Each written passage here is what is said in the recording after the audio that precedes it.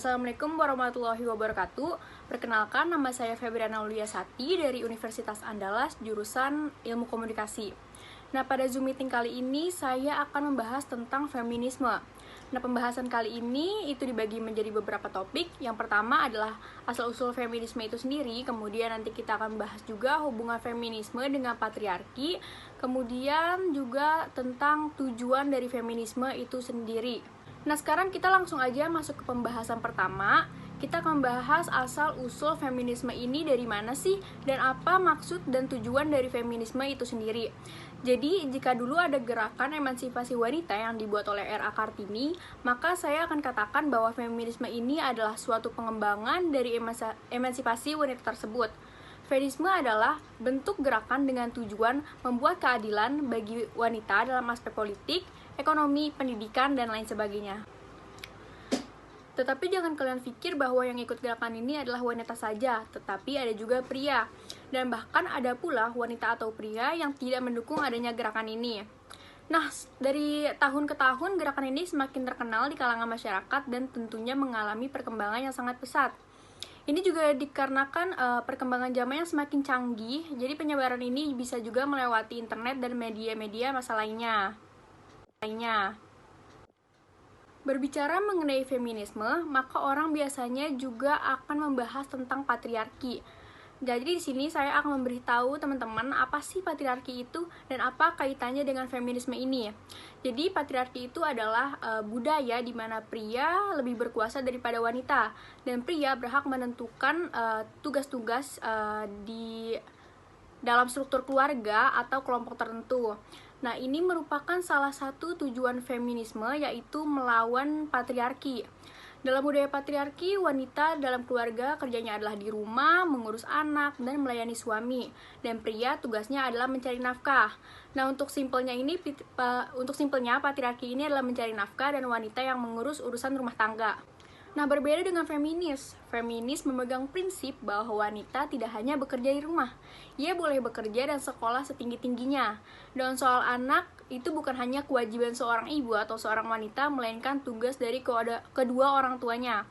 Dan untuk melayani suami itu terdengar seperti budak. Dalam berkeluarga sudah seharusnya saling melayani dan saling menghargai. Jadi feminis itu memiliki keinginan pribadinya itu juga bisa dilanjutkan dan bebas memilih karirnya sendiri. Nah, selanjutnya kita akan membahas sebenarnya tujuan dari feminis ini apa sih? Nah, tujuan utama dari feminis ini adalah untuk meminta keadilan bagi wanita, artinya agar laki-laki dan wanita itu setara. Tidak ada yang dirugikan dalam hal ini. Tetapi seperti yang telah kita ketahui, kata jika semakin terkenal maka akan cenderung mengalami pergeseran arti. Nah, ini tuh gak cuma terjadi di kata feminisme, tetapi juga banyak di kata-kata lainnya.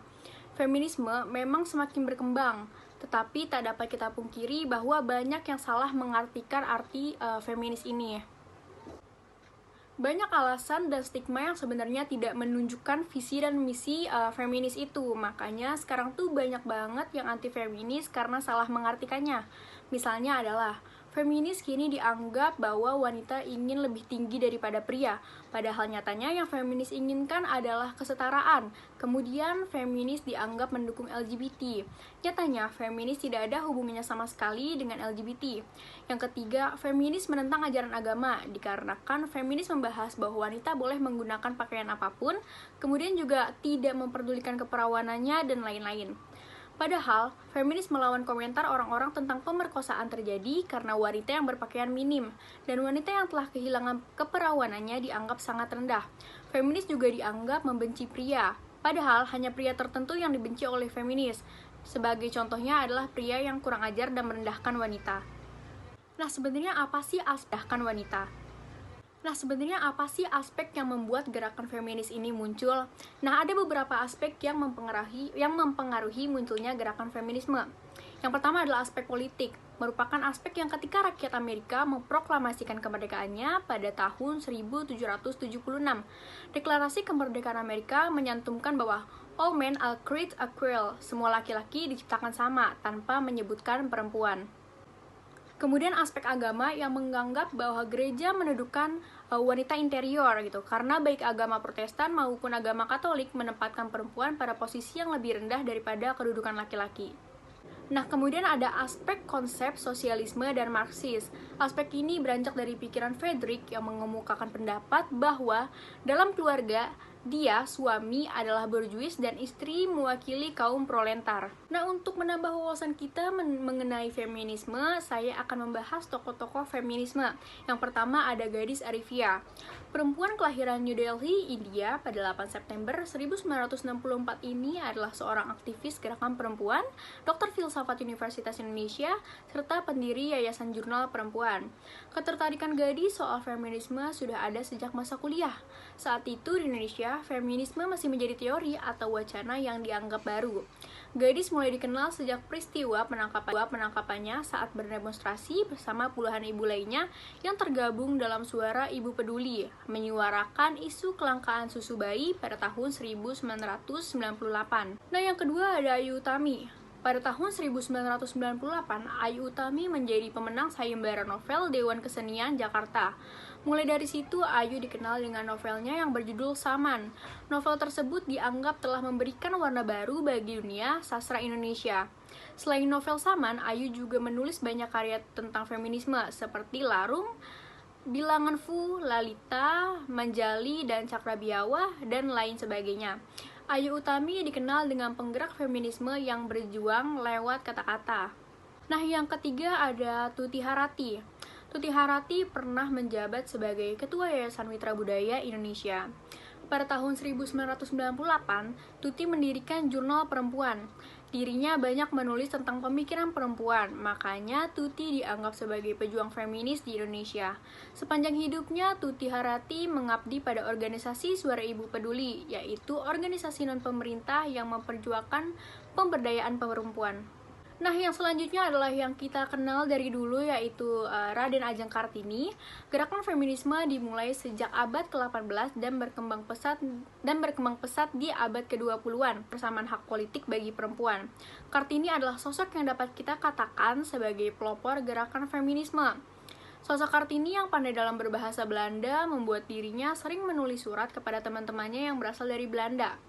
Rosa Abendanon adalah salah satu responden asal Belanda yang mendukung Kartini dalam melakukan keinginannya untuk memajukan perempuan pribumi karena melihat bahwa perempuan pribumi berada pada suatu sosial yang rendah. Nah, selanjutnya ada Aquarini Priyatna Prabasmoro. Bagi Aquarini, feminisme merupakan gerakan yang mengikuti adanya ketimpangan dalam struktur sosial masyarakat. Mempelajari tentang feminis membuat Aquarini semakin cemerlang sebagai perempuan yang terus mengkritis persoalan kaumnya dari kacamata kebudayaan. Nah, selanjutnya ada Ratna Sarumpait. Siapa yang gak kenal dengan Ratna Sarumpait? Naskah drama Marsinah Nyanyian dari Bawah Tanah menjadi karya pertamanya yang lahir dan terjun langsung mencari duduk perkara yang jelas tentang kasus pembunuhan Marsinah. Ratna Sarumpait dikenal sebagai aktivis perempuan yang pro-demokrasi dan juga selalu menyuarakan permasalahan yang menimpa kaum wanita. Nah, itu merupakan semua tokoh-tokoh feminis yang berasal dari Indonesia. Nah, ngomongin soal feminis, saya sendiri sebenarnya termasuk wanita feminis.